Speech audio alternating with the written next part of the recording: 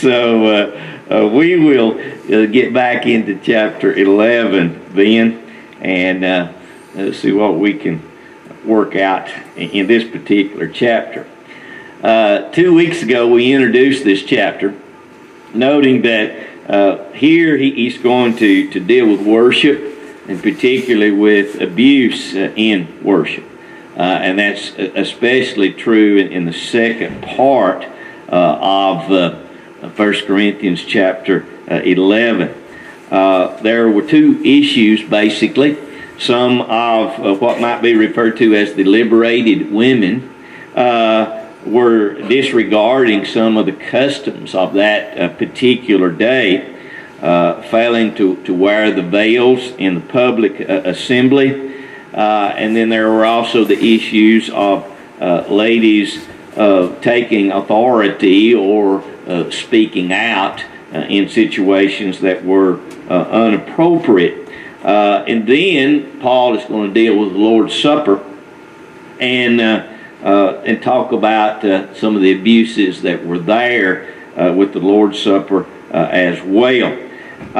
We got into talking a little bit at the close of our lesson about the spiritual gifts, and one of the things that may have made this a challenging situation for them, particularly from the women's standpoint, is the fact that both men and women, it appears, received some miraculous ability. You remember it talks about Philip's daughters in the book of Acts. He had 4 daughters, and it says that all 4 of those daughters prophesied. Well, prophesying is basically preaching. So he had, 4 daughters that evidently had hands laid on them so that they had that miraculous ability. So how to exercise that, how to use that ability, obviously was a struggle for them. And we continue to see that as an issue or in a struggle today. One of the things that you notice, particularly probably in the last 20 years, is the greater increase of women preachers, particularly on television. And, when you look at that and listen a little bit, some of those ladies are pretty aggravating good. In fact, they have a greater ability than maybe a man that follows them or on another channel. Now, that doesn't make it right. Depends on what the Bible says, obviously. But people sort of use the argument today, and it may have been the same argument that was used then, is, I have the ability to do it. God has blessed me, and God expects me to use my talents and my abilities, and all of that is correct. The question is, where do you use those talents? How do you use those talents? And God gives some guidelines. You remember one of the big challenges that they had was dealing with the miraculous ability to speak in tongues. And they had elevated that to be one of the greatest, or if not the greatest, of these miraculous abilities.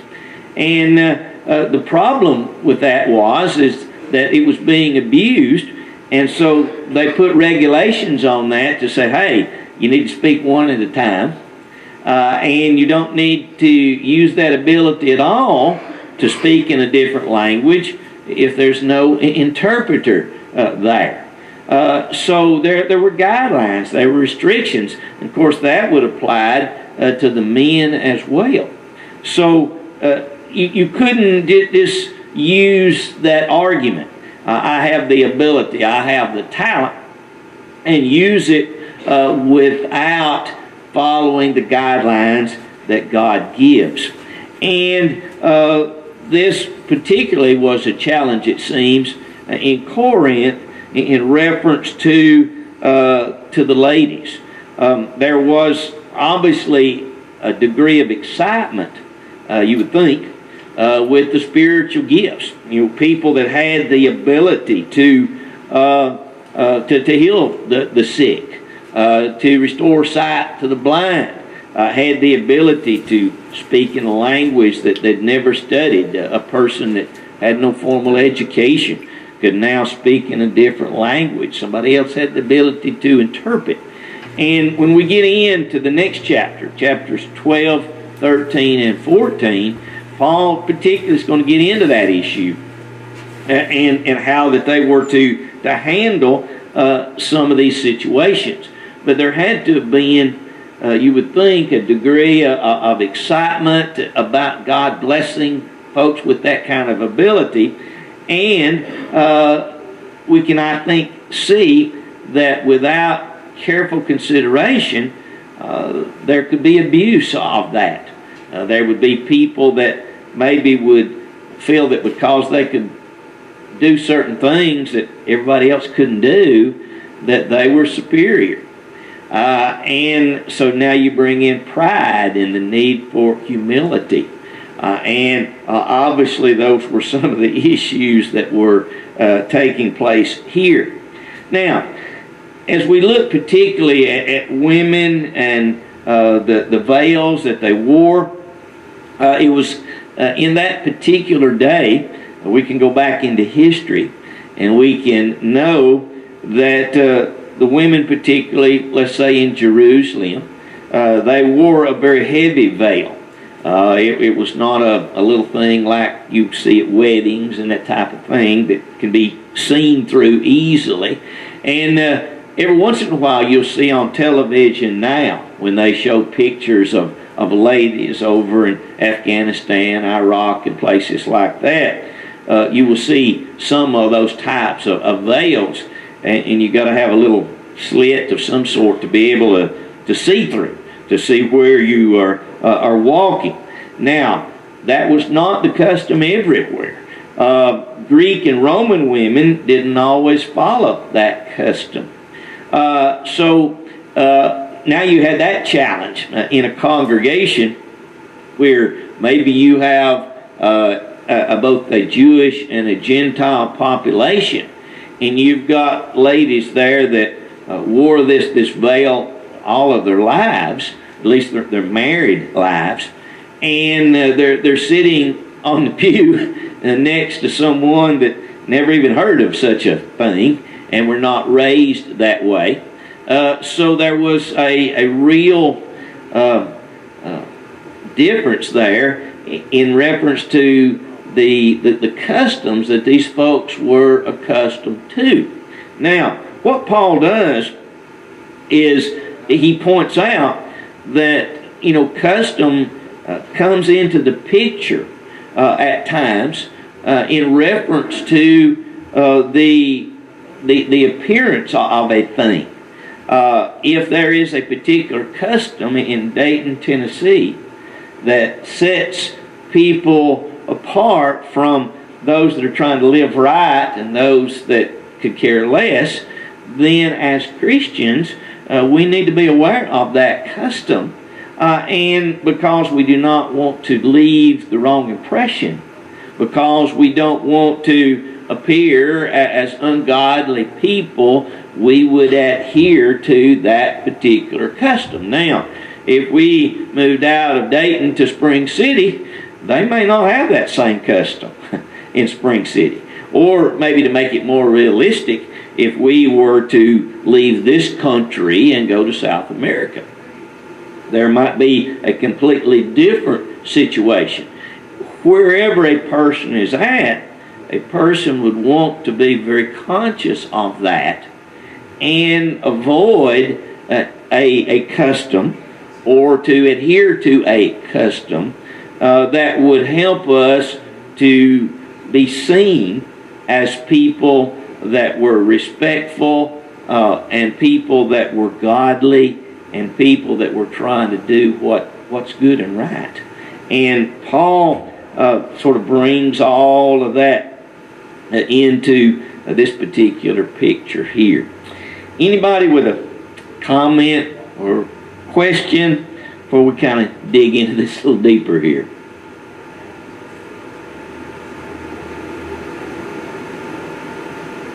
Yeah, verse 6, for if a woman is not covered, let her also be shorn. But if it is shameful for a woman to be shorn or shaved, let her be covered.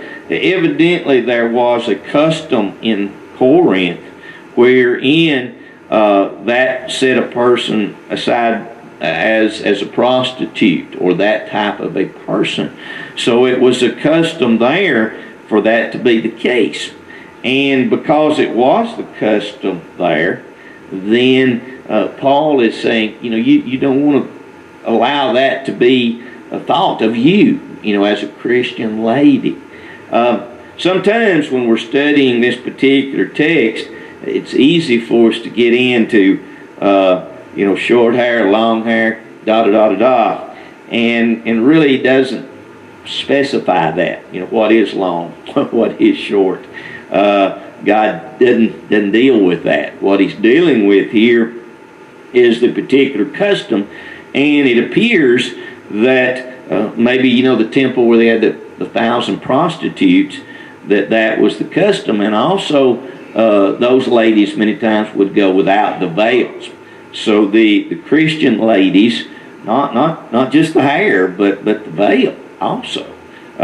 You might not even know if they had any hair or not, because of the head covering and also the veil as well. And when they went out in public, they wore that. So I think that's the idea behind it, is don't do what the bad people are doing to leave that impression, whatever it is. And that might be different from city to city and place to place. So Paul sort of brings that in there. We talked already about the freedom, and that had been misunderstood. Paul had talked about the freedom in Christ, the freedom, from their sins. And he pointed out that sometimes you would even forego those freedoms, where he talked about working and being paid. And he did that because he did not want to leave the impression that he was working for money rather than simply being a servant of God. So, what were the customs? What are the customs today? We need to try to make sure that as Christians that we don't leave the wrong impression. And that's not always the easiest thing to do, as we can see here. Anybody else? So we're okay, let's sort of work our way down through here. It's interesting in verse 1, imitate me just as I also imitate Christ. And almost like he just sort of plops that in there.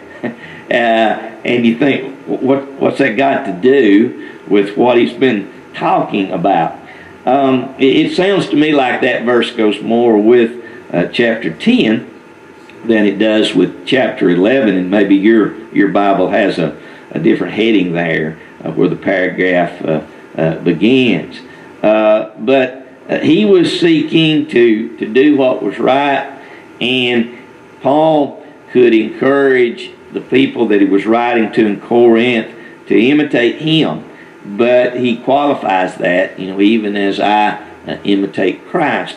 That's a statement that all of us should be able to make, that folks could follow us. Folks could do as we do, because the fact that we are striving to be as Christ-like as we possibly can. Now, Paul at other times will admit and point out that he knew his own failings.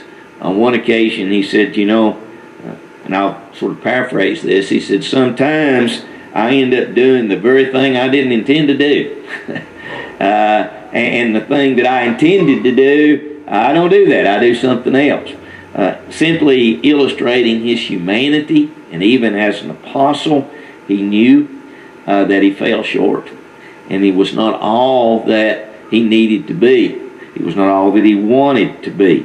And yet, at the same time, he knew that as Christians, that all of us should have our language and our actions, our hobbies, our pastimes, our worship, our Bible study.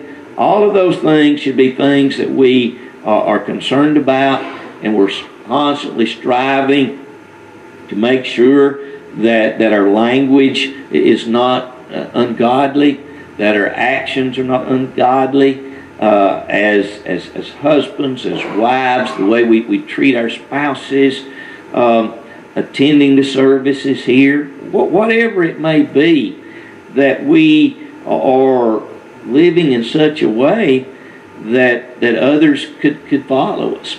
I think a good question for us sometimes is to ask ourselves, if the entire congregation was just like me, would the congregation be better and stronger, or would it be weaker and less faithful? It's sobering, isn't it, when you think about that? If just like me, as far as Bible study, prayer, giving, attendance, the language I use, my work ethic, the way I'm raising my family, if everybody was just like me, would this church be better or not so good? And when you look at it that way, I think it really hopefully causes all of us to sort of challenge ourselves to give attention to doing better and being more what God would have us to be. So that little verse is just sort of stuck in here. And now in verse 2, what I want to do is just read this section, and we'll sort of comment on it a little bit. He says, "Now I praise you, brethren, that you remember me in all things and keep the traditions just as I delivered them to you." There's different kinds of traditions. There's inspired traditions, and there are uninspired traditions. It is our tradition here that we meet at 10 o'clock on Sunday mornings. That's a tradition. It's a good tradition. But it is not one that is, how to put this, the church down the road don't have to meet at 10 o'clock, right? We understand that. They can meet at 9 o'clock. That might be their tradition. So that's a tradition that we have set up. Traditionally, we meet on Sunday nights. The church doesn't have to do that. In fact, when you look at the examples that we have of the church meeting, particularly in Acts chapter 20, that they met on Sunday nights. They didn't meet on Sunday mornings. They met Sunday nights, and Paul, on that occasion, preached even till midnight. So the service, and probably a lot of that was because many of the Christians in the first century were slaves. There were places where 75% in the Roman Empire, 75% of the people were slaves. Only 25% were really free. And so slaves, they worked 7 days a week. So it was only at the end of the work day that those Christians could come together. They still came together on the first day of the week, as we are commanded and authorized to do.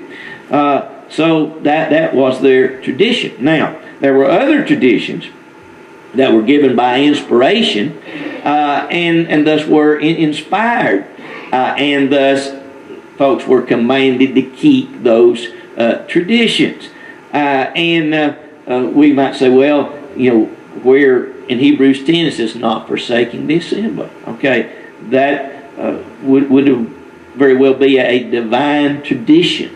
Now, the non-inspired tradition would be a part of that, in the sense that we are left the freedom to determine whether it's 10 o'clock or 9 o'clock, or it's, I know up in the New York area and places like that, where folks many times will drive 50 and 75 miles to get to church. They don't normally have a Sunday night service. They have a Sunday morning service. They may enjoy a meal together, sort of do like we do on the first Sunday, like we're going to do today. And so folks can't make that trip. So that, and Divine tradition. We meet on the first day of the week. A tradition that is true in one place and not true in another. What time on the first day of the week? And how are we going to conduct those services? Whether it's, as we kind of joke sometimes, we have 2 songs and a prayer and a third song. It's tradition, right? It's tradition. And there's not a right or a wrong there.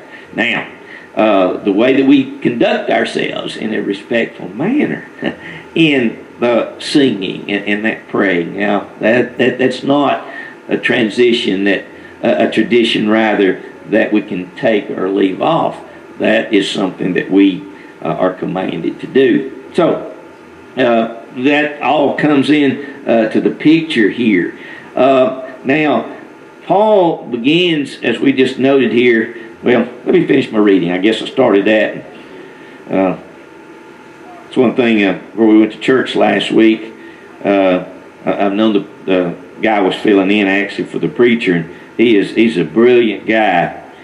But I think he preached 5 lessons, and he'd get part of one and leave it and start another one and leave it and start another one, and then he'd do like I did, forget where he was. So I guess time's catching up with us. But I praise you, brethren, that you remember me in all things and keep the traditions. But I want you to know that the head of every man is Christ, and the head of woman is man, and the head of Christ is God. Every man praying or prophesying, having his head covered, dishonors his head. So he's talking about, authority, and he's talking about position or the order of the way that things were to be. But every woman who prays or prophesies with her head uncovered dishonors her head, for that is one and the same as if her head were shaved. For if a woman is not covered, let her also be shorn. But if it is shameful for a woman to be shorn or shaved, let her be covered. And it was shameful in Corinth at that day for a woman to present herself as if she was a religious prostitute. And evidently, some had taken it that far. Verse 7, for a man indeed ought not to cover his head, since he is in the image and glory of God, but woman is the glory of man. For man is not from woman, but woman from man. So it's going back to the creation of all things. Nor was man created for the woman, but woman for the man. For this reason, the woman ought to have a symbol of authority on her head because of the angels. And I don't have a clue what that idea means. Maybe you do when we get to that.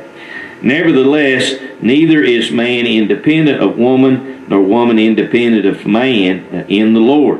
For as woman came from man, even so man also comes through woman, but all things are from God. So what Paul's doing in that section is he's qualifying the fact that what he's saying is not disrespectful.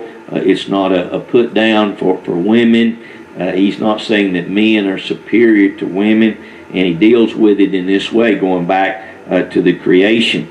Verse 11, nevertheless, neither is man independent of woman, or woman independent of man of the Lord. For as woman came from man, even so man also comes through woman, but all things are from God. Judge among yourselves.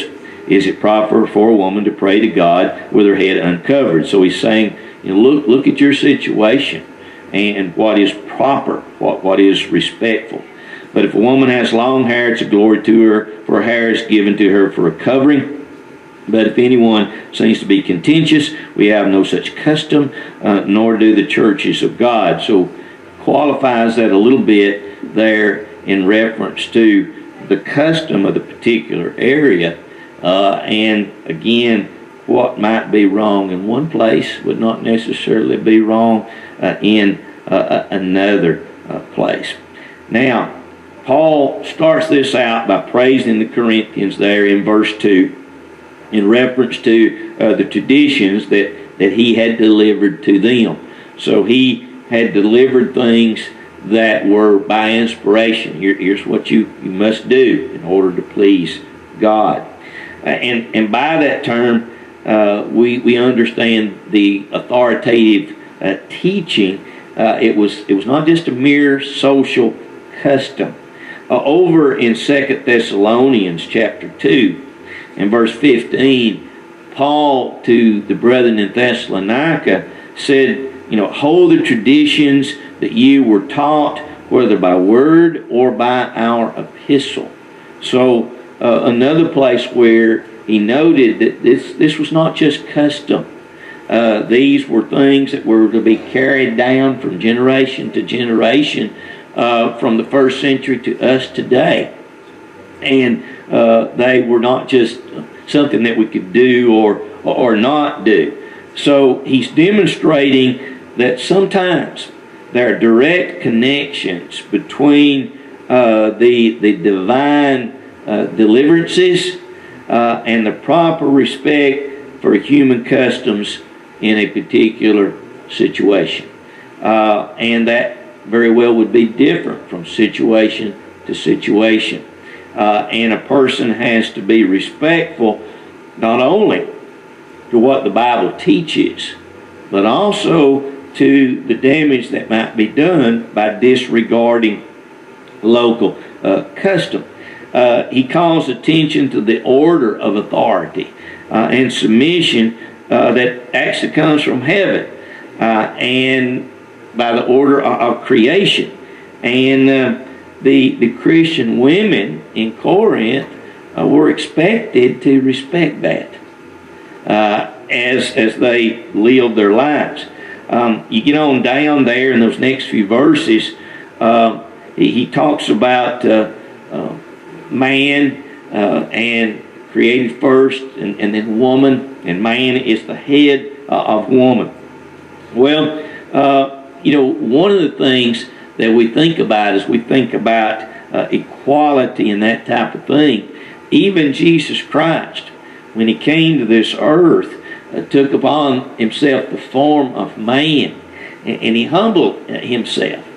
In Philippians chapter 2, verses 5 and 6, it talks about the fact that Christ was equal to God the Father, and yet he humbled himself to the authority and the will of the Father, and that's seen him come to this earth. Did that make Christ less than God? Not at all. And it did not, the fact that he chose to serve, as it were, under God the Father, did not make him any less than God the Father. The same thing is true with women serving, as it were, under men. Woman is man's equal as far as nature is concerned. In fact, in Galatians 3:28, that's where the Apostle Paul says there's neither male nor female, for you are all one in Christ Jesus. Neither Jew nor Gentile, free or bond, male nor female. So there is an equality there. But she is so important in reference to the Godhead, and even as Christ was subordinate, as it were, to God the Father, as far as a particular function is concerned. When Christ came as the Savior, so he was doing the will of the Father, did not make him any less God. When a woman serves under the authority of a man, it doesn't make her any less of a person either. So women are subject to men and are to respect the leadership that God has given in reference to the affairs of the church. And that's really what Paul is getting into here. In fact, the appropriate signs in Corinth of women's acceptance of God's authority would be for men to keep their heads uncovered, and for women to keep their heads covered with the hat or and then the veil and that type of thing, particularly in worship settings.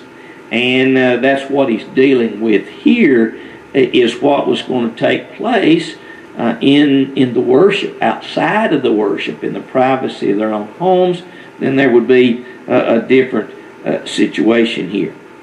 So for men to repudiate their authority in relation to woman by wearing a veil, if a man did that, then obviously it would have been wrong for a man to wear a covering as the women did.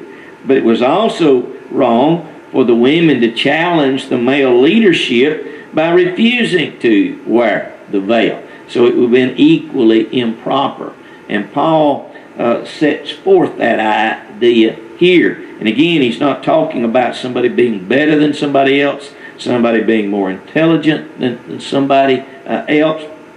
He's talking about the authority and the way that authority is to be respected. So the only proper thing for a Christian woman at Corinth in this particular day was for her to make sure that she wore the veil, and for her to forego praying or prophesying within the public assembly and taking authority over the man. God had put that in his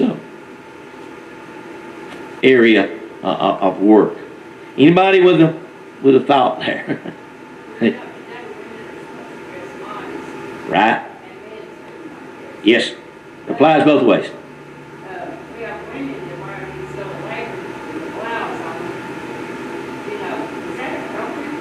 Well,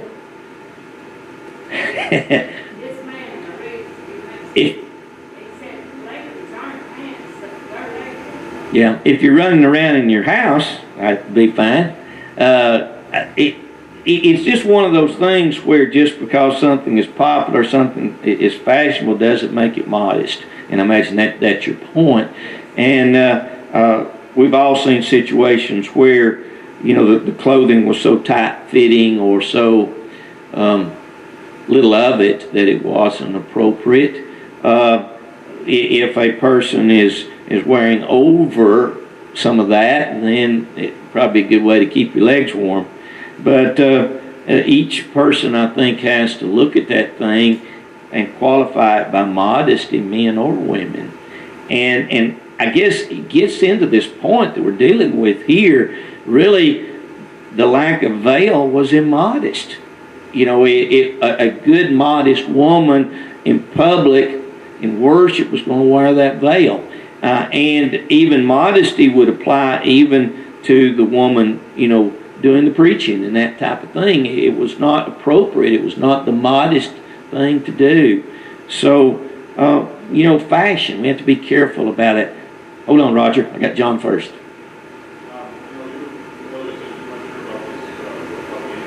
Uh-huh.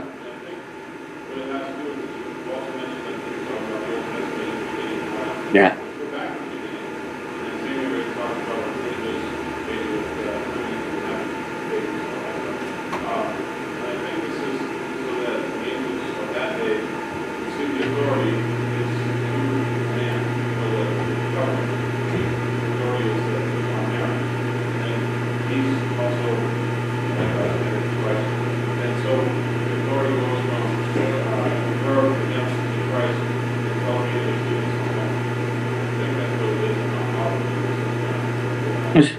Good point, and very well maybe the idea that he was getting at. Roger?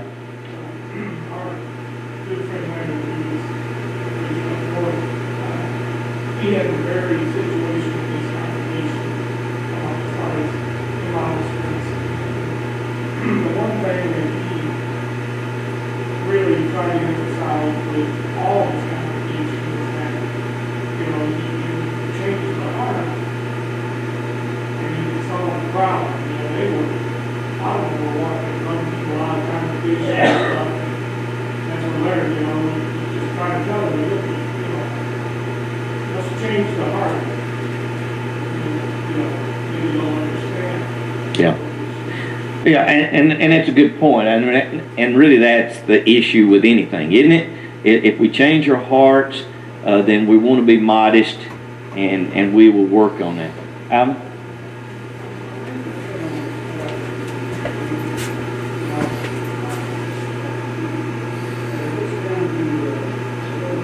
Uh-huh.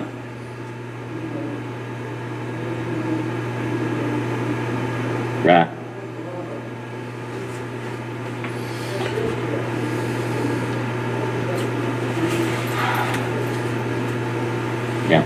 Yeah, and I think that we still have some of these issues today, maybe from a different angle of where he's dealing with the Lord's Supper, and to talk about the seriousness of it and the appropriateness. But some of the comments that he makes, I think, has probably been taken out of context and taken it to downplay the importance of the Lord's Supper. And he's going to talk about two different kinds of eating. He's going to talk about eating the Lord's Supper. He's going to talk about a common meal.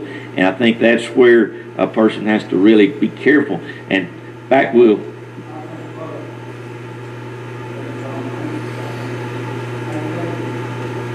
yeah. And what we'll do, Lord willing, next week we'll dig into that. Let me very quickly finish this point up. When we're talking about the responsibility, women must teach, okay? They teach by godly example. 1 Peter 3, 1 and 2, it talks about a lady whose husband is not a Christian. And by her conduct, by her godly example. So she teaches by example. We have Priscilla and Aquila, a man and his wife. And you remember in Acts 18, they pull Apollos aside. They seem to be co-teachers in teaching Apollos. This was not at church. It was not in the public assembly. It was a private setting. And as long as a woman does not take authority over her husband or over anybody else for that matter in that setting, then obviously that would be something that God would approve of and actually command. Then, of course, the teaching of children or other women.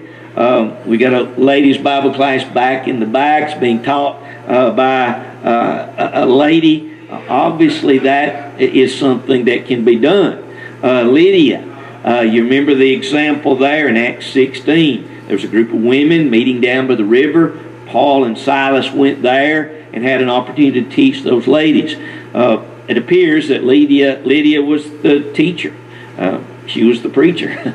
Okay? It was a group of ladies. It was a public gathering on the river. But it was a group of ladies. Paul and Silas, when they come into the picture, then, of course, they're doing the preaching and teaching. In Titus chapter 2, he talks about the older men, and he talks about the older women. And the older women are to be teachers of good things. So obviously, he's not talking about a woman not being able to teach. Her submission to being silent in the public situation basically is a woman's way of showing respect and obedience to God. And it's definitely not a secondary position in any way, form, or fashion as we've seen in reference to Christ. That pretty much hopefully covers that. I hope not muddied the water too much. But, this, talking about the abuse of the Lord's Supper, this passage has been used to talk about, clothing styles and hair lengths and that type of thing. And that's really not what Paul's dealing with. He is talking about distinction between the sexes, and it would seem to me that he is emphasizing the fact that women need to look like women and men need to look like men. And boy, you see somebody, you see it in the movies, but you've probably done it too. How you doing today, sir? Well, it wasn't a sir, but you sure couldn't tell from the hair and the dress, and vice versa. There needs to be a respect for modesty, and also men being men and women being women. We'll close right there. If you got something you want to ask or point, just write that down. Next week we'll try to start there and then look into what Alvin brought up here in reference to the Lord's Supper.